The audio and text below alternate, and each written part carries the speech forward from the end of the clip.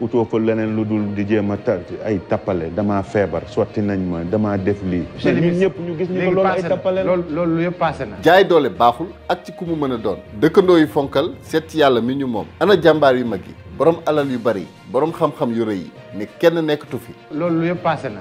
non même bu passé dafa am njàngat buñ ciy jëlee mooy ci ay fen ak ay naxaate nit waru cee mën a embarquer réew mi ba nit ñi di ragal naan noo jàmm ak léléb. jaay doole baaxul ak ci ku mu mën a doon.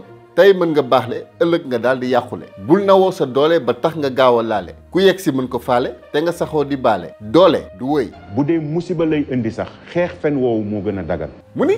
bu dee musiba lay indi sax. man xanaa damay génn. bu dee musiba lay indi sax. mandul te rafetal sa nekkin. yow del baale bañ a wane sa doole. bul jël yow sa doole xal di ko xeexee. sa doole dimbali ci jaam yi. ana xale yi ci dee nañ ci perte. te lu mel noonu xawoon na fay am mu wax leneen donc njàngat bi mooy. jaay doole baaxul ak ci ku mu mën a doon. bul kañ sa doole ba di ko tiitaroo. bés a ngi ci bis yi te faw bis bi yegg si. ñu dajale yow sa jëfi nga xam ni yàlla mi ngi fi. nañ xam ki ñuy waxal kan la. ci ay naxi kese kenn mënu cee nax réew mi. mbaam ma dafa naagu ne segg maa la gën a gaaw. booy daw da ngay yéex te man damay gaaw. mbaam ma di njëkkante ba far dugg ca teen ba. bu dul woon ak segg mbaam ba des ca teen ba. doole daal du wëy. mën ngaa këf nag xelu nit ñi këf cofeelu nit ñi ci yi nga yërmande ak ay tappale mais ala kulli al du yàgg parce que lu ñu dëgg du yàgg.